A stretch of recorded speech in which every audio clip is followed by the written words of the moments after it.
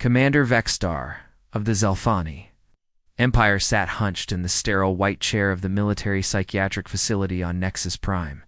His forearms, once steady enough to pilot a battlecruiser through asteroid fields, now trembled as he reached. For the glass of water beside him, liquid spilled slightly as his primary hand shook, droplets catching the harsh, artificial light of the treatment room. The walls around him were bare except for calming, holographic displays of distant nebulae, their swirling colors meant to soothe traumatized minds. But Vexstar saw only fire in those cosmic clouds. Always fire, and the sound of human voices echoing through the void. Dr. Kilmoth.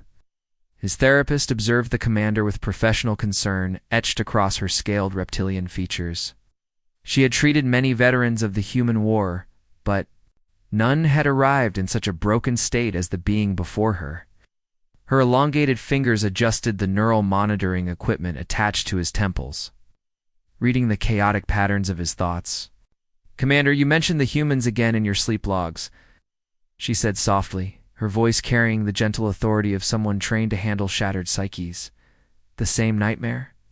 Vexstar's compound eyes, each the size of a human fist, dilated with remembered terror. Pupils shifted and contracted independently, a sign of severe psychological distress in his species. "It's always the same," he whispered, his voice barely audible above the facility's humming air recyclers. "Their ships burning, but still fighting," her voices over the comm channels, laughing as they died. The doctor's stylus moved across her datapad, recording his vital signs as they spiked. His heart rate had doubled just from speaking about the memories. "The medical staff found you screaming again last night. You were calling out names, human names." "Deho," Vexstar said suddenly, the word bursting from him like a confession. "That was the first one. It's the first human I ever heard die."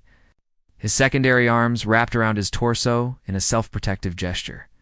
I can still hear his voice when I close my eyes.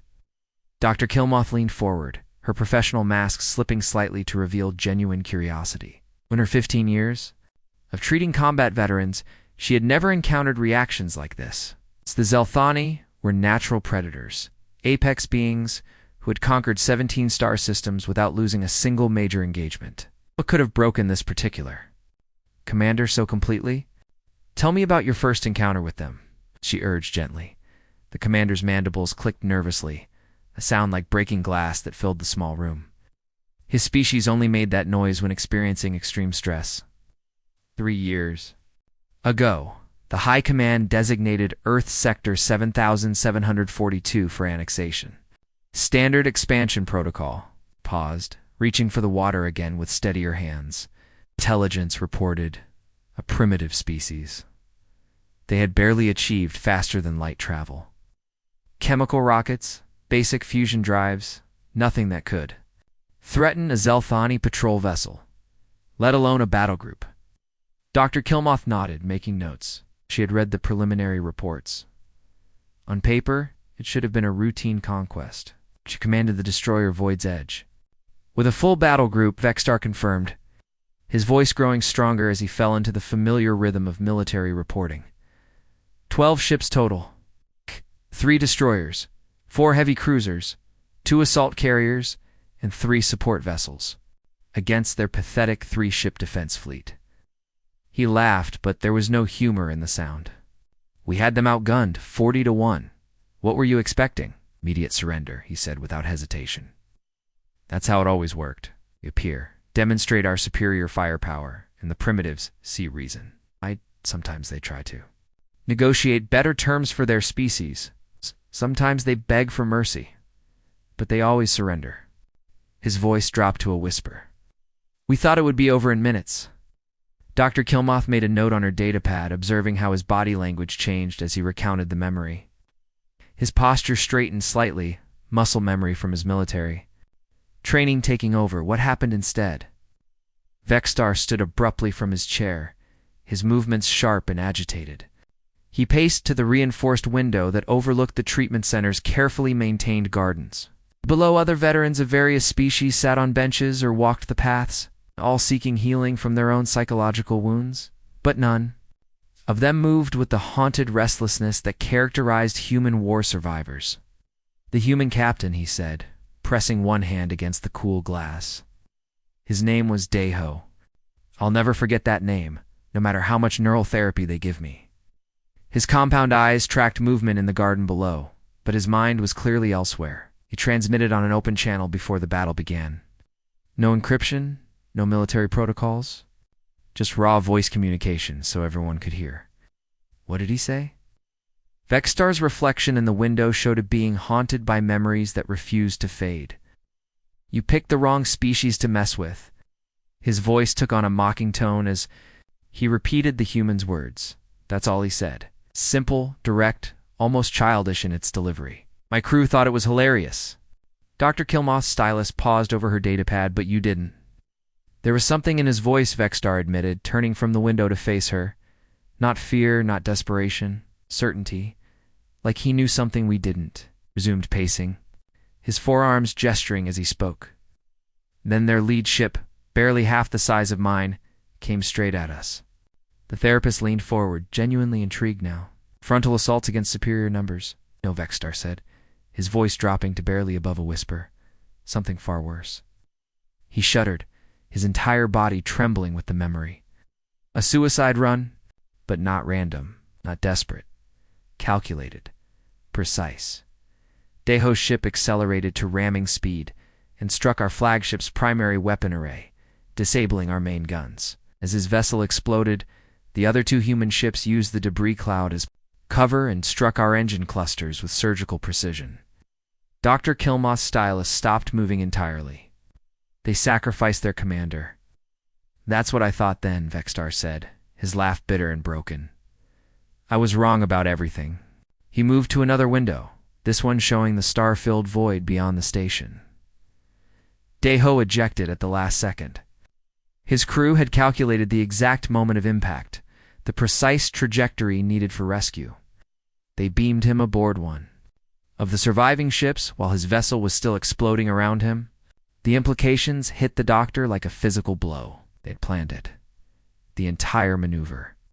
Down to the microsecond, Vexstar confirmed, his voice filled with a mixture of admiration and terror. They had run scenarios, calculated odds, planned for every contingency, including rescue protocols. What looked like desperate sacrifice was actually masterful tactics. So they won the engagement?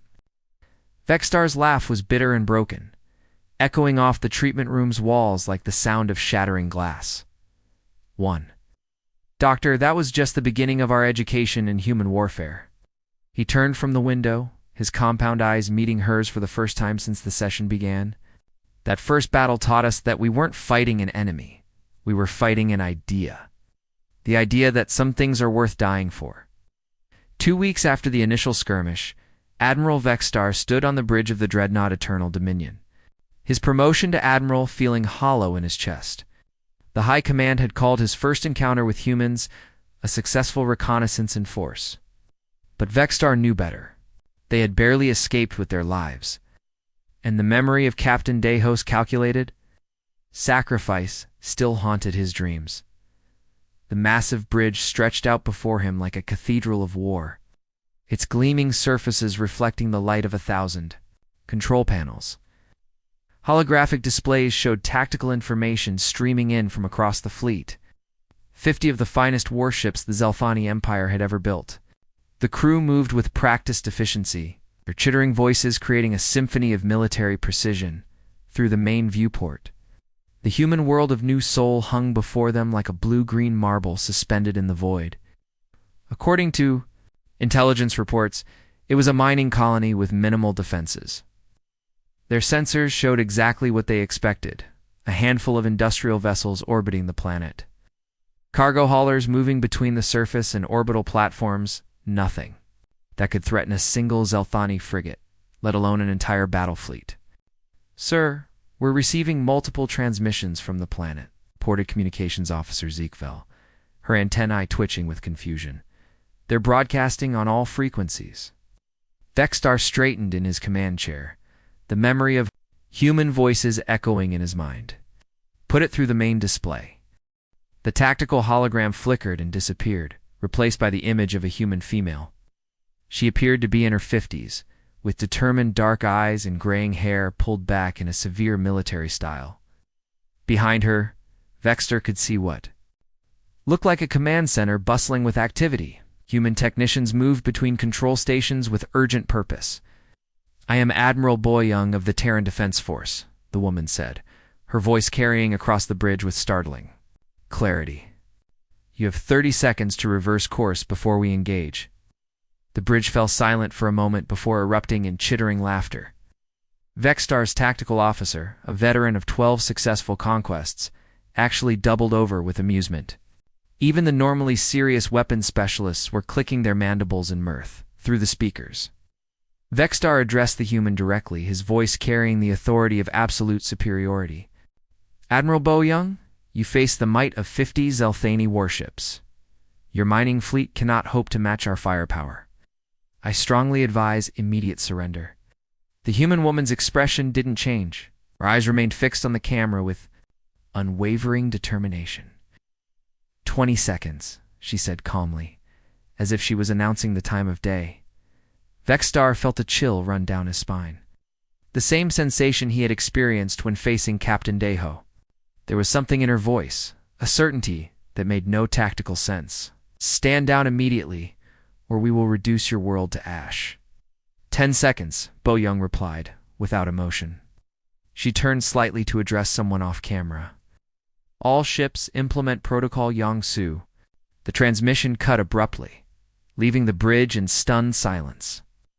Vexter turned to his tactical officer, trying to shake off the growing sense of unease. "What's their weapon status? Are they powering up defensive systems?" Lieutenant Kexmore studied his sensor readings, his compound eyes scanning multiple displays simultaneously. "Sir, those aren't weapons. They're industrial equipment. Mining lasers designed for asteroid processing, cargo manipulators for moving freight, atmospheric processors for terraforming operations. Nothing that could penetrate our shields." Vextar nodded, but the feeling of wrongness continued to grow. "Maintain battle formation. Prepare to demonstrate our firepower with a warning shot across there." The first human ship exploded. The blast lit up the darkness of space like a newborn star, its brilliant flash momentarily overloading the bridge's visual filters. Wasn't the result of Zelthani weapons fire? The human vessel had deliberately overloaded its own fusion core, turning itself into a massive bomb. The explosion consumed 2 Zelthani frigates that had moved in for close-range intimidation, their shields failing under the incredible energy release. Before Vextar could process what had happened, 3 more human vessels detonated in sequence. Each explosion was precisely timed and positioned to maximize damage to his carefully arranged formation. The converted mining ships had been packed with additional fusion cores and industrial explosives, turning them into guided weapons of incredible, destructive power. "They're destroying themselves," his weapons officer cried, his voice high with panic and disbelief.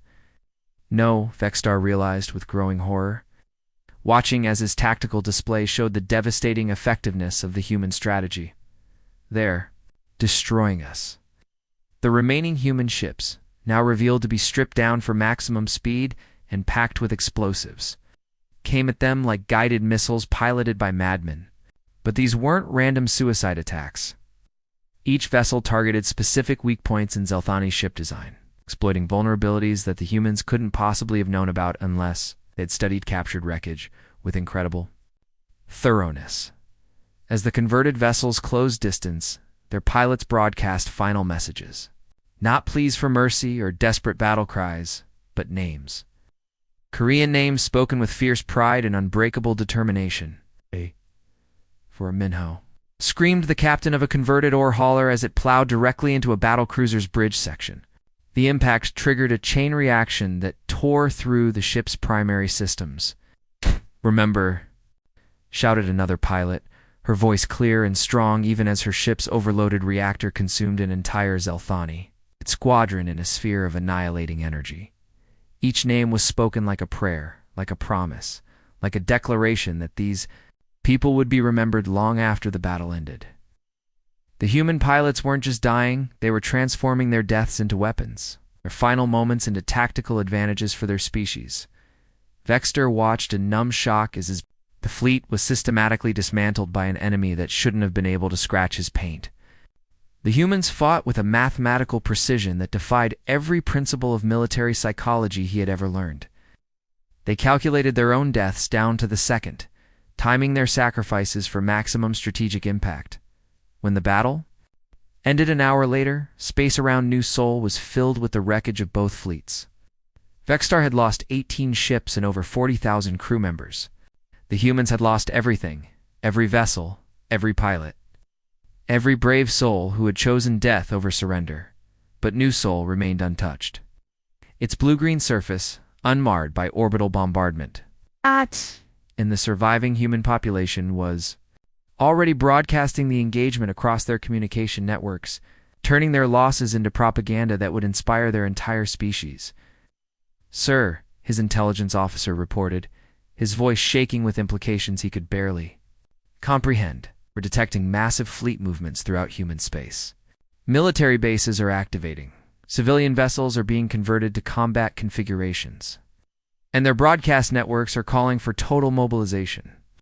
Vexstar stared at the tactical display, watching as indicators showed the spreading wave of human military activity across dozens of star systems. What had started as a simple conquest was becoming something far more dangerous. "What have we done?" he whispered, finally understanding that they hadn't just attacked a human colony. They had awakened an entire civilization to war. 6 months into the war, Commander Vexstar gripped the command console of his heavy cruiser with white knuckles. His demotion from admiral still a bitter taste in his mouth. The New Sol disaster had cost him his rank, but more importantly, it had cost him his certainty. The Battle of Kepler Station had been raging for 3 days now, and his nerves were completely shattered. Every shadow on his tactical display looked like an incoming human attack. The bridge of the merciless Talon hummed with tension as his crew moved between stations with mechanical precision. But Vexstar could see the fear in their compound eyes, the way their mandibles clicked nervously when they thought he wasn't looking. The humans had changed everything about how the Zelthani military operated, where once they had approached battles with confident aggression, now they moved with the careful paranoia of prey animals. Through the reinforced viewports, Kepler Station hung in space like a wounded giant. The massive trading hub had been their objective for 72 hours, but the humans had turned it into a fortress of twisted metal and deadly surprises. Every corridor could hide an ambush. Every docking bay might contain a bomb. Every human voice over the comm channels carried the promise of calculated death. "Sir, the humans are transmitting again," his communications officer reported, her voice tight with barely controlled panic. The entire crew had learned to fear those transmissions, not because of what the humans threatened, but because of what they promised to do to themselves. "Block all channels," Vexstar ordered desperately. "I don't want to hear their voices." The last thing he needed was another human captain, calmly explaining how they planned to die for strategic advantage, but the human transmission cut through their jamming systems anyway, as if their technology had evolved specifically to counter Zelthani countermeasures. A young male voice, steady and determined, filled the bridge with its terrifying certainty. "This is Captain Hyenwu of the TDF Incheon. Zelthani forces, you are hereby ordered to surrender." Vexstar's tactical display showed the stark reality of their situation. 300 Zelthani ships arranged in perfect battle formation, their weapons charged and shields at maximum power. Against them, 40 human vessels that looked more like scavenged scrap metal than proper warships. The odds were overwhelmingly in the Zelthani favor, at least on paper. "Captain Hyenwu," Vexstar responded, trying to inject authority into his voice despite the tremor he couldn't quite suppress.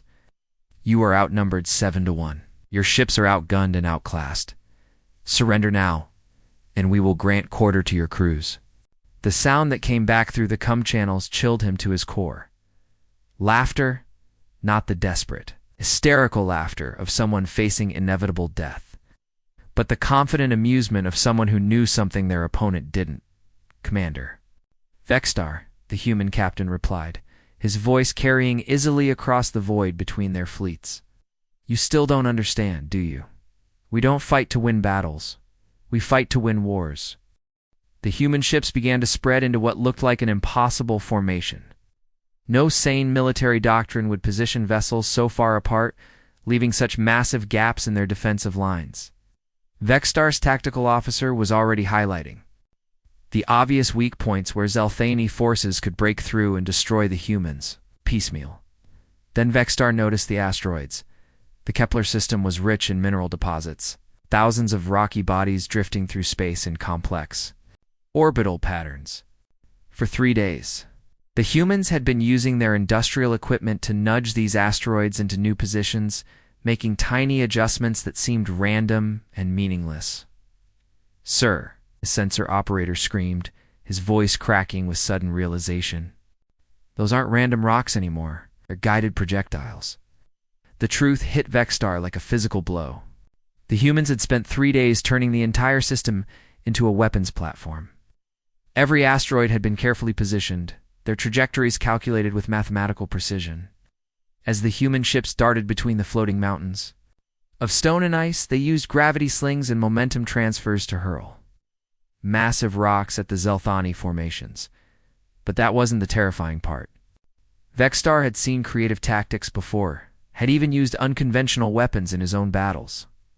What made his hands shake and his breathing quicken was watching human ships deliberately crash into asteroids to alter their trajectories, sacrificing themselves to ensure maximum impact on enemy targets.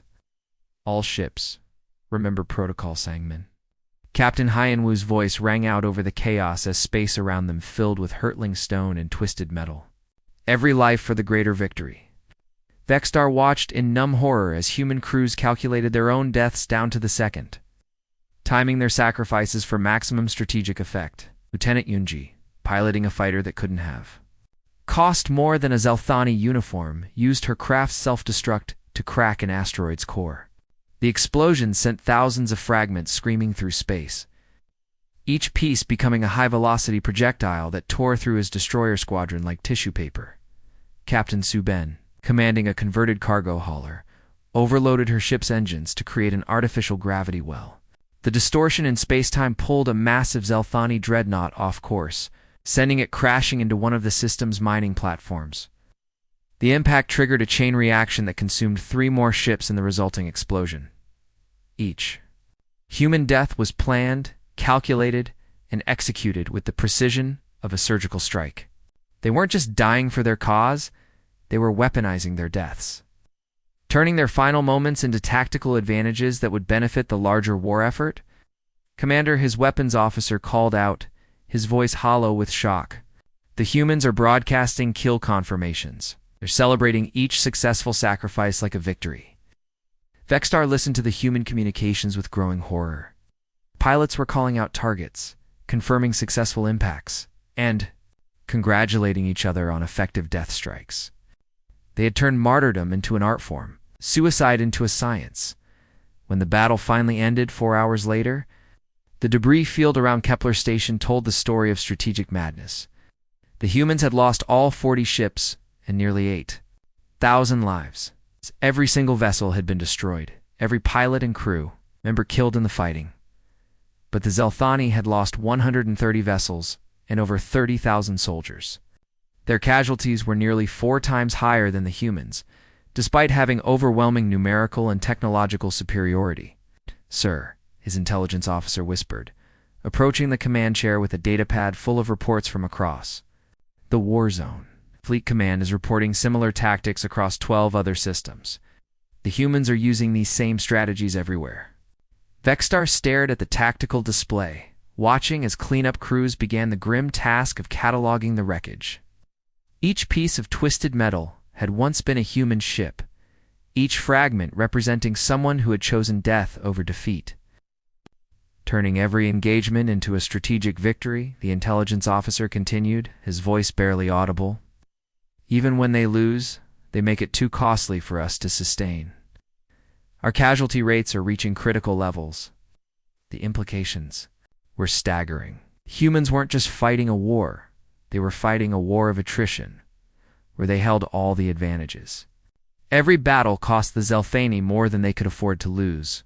while the humans seemed willing to sacrifice everything to ensure their enemy's defeat. "Send a message to High Command," Vexstar ordered, his voice carrying the weight of terrible understanding. "We need to discuss terms." His communications officer looked up in shock. "Terms, sir? You mean surrender negotiations?" Vexstar nodded slowly, his compound eyes reflecting the light of distant explosions. "We can't fight an enemy that considers death a tactical option. They're not trying to survive this war. They're trying to make sure we don't survive it either." Year into the war, Admiral Vexstar found himself re-promoted out of desperate necessity as the Zelthani Empire hemorrhaged experienced commanders. He stood in the war room of the flagship Eternal Conquest, surrounded by holographic displays that painted a picture of systematic defeat. The strategic situation had deteriorated beyond anyone's worst projections, and the humans had evolved from desperate defenders into something far more terrifying. The war room buzzed with nervous energy as junior officers moved between data stations, their movements quick and fearful. Maps of contested space showed red zones where Zelthani patrols had simply vanished, their fates unknown. Intelligence reports spoke of ghost fleets that struck without warning and disappeared before reinforcements could respond. Humans had learned to hunt. "Show me the Titan Nebula engagement again," Vexstar ordered his aide, Lieutenant Carvin, who had replaced 3 previous assistants lost to human raids. The young officer's antennae twitched nervously as he manipulated the holographic controls. The tactical display recreated the battle from 2 weeks prior with painful clarity.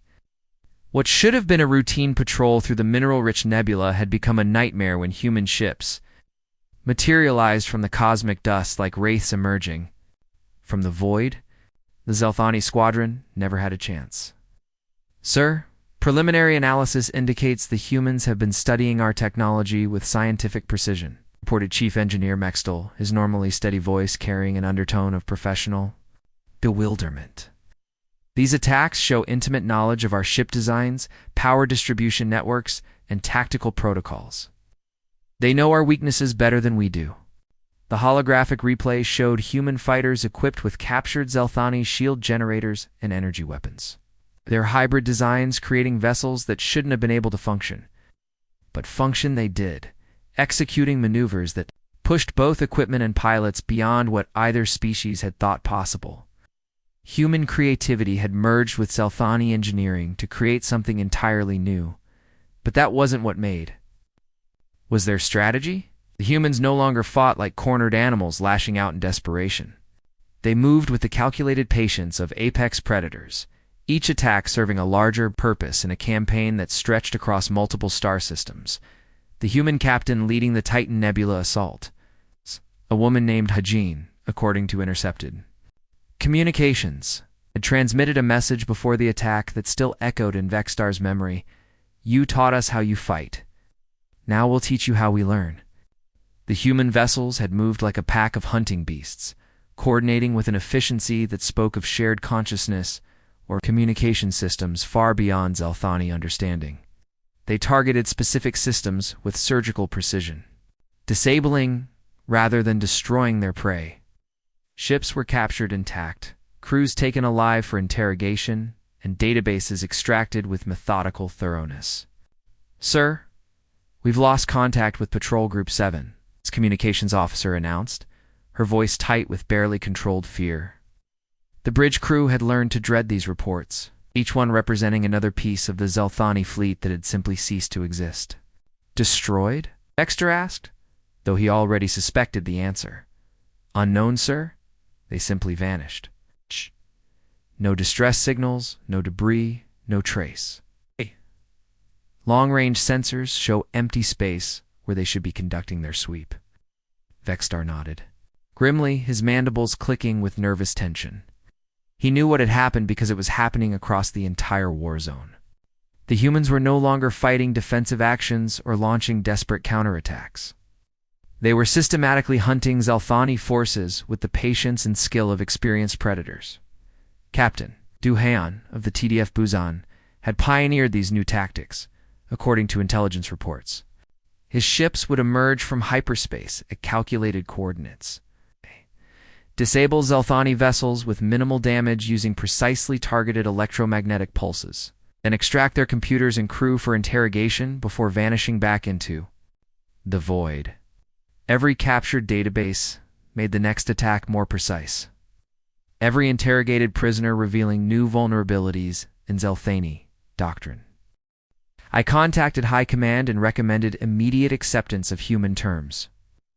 Complete withdrawal from their space, reparations for damaged worlds, and a non-aggression pact that would last 1,000 years. Vexstar's compound eyes seemed to focus on something far beyond the walls of the treatment room. The peace accords were signed 3 days later. Humans got everything they wanted without firing another shot, and you? The doctor asked, though she suspected she already knew the answer. I was court-martialed for cowardice and stripped of rank. My own people consider me a traitor for recommending surrender to a supposedly inferior species. He met her eyes for the first time in the session, and she saw the weight of terrible knowledge in his gaze. But late at night, when I wake up screaming from dreams of human voices counting down their final seconds, I know I saved both our species from extinction. Dr. Killmoth made a final note on her datapad, her professional composure barely containing her shock at the scope of what she had heard. The nightmares continue? Every night, Vexstar confirmed, his voice carrying the exhaustion of someone who had not truly slept in years. I see Captain Deho ramming our flagship, his face calm, as he calculated the exact moment of impact. Admiral Boyoung orchestrating those suicide runs with the precision of a conductor leading an orchestra. Lieutenant Yunji timing her death to the microsecond to maximize strategic advantage. He leaned back in his chair and for a moment looked like the broken shell of the proud military officer he had once been. They haunt me not because they died, Doctor, but because they chose to die.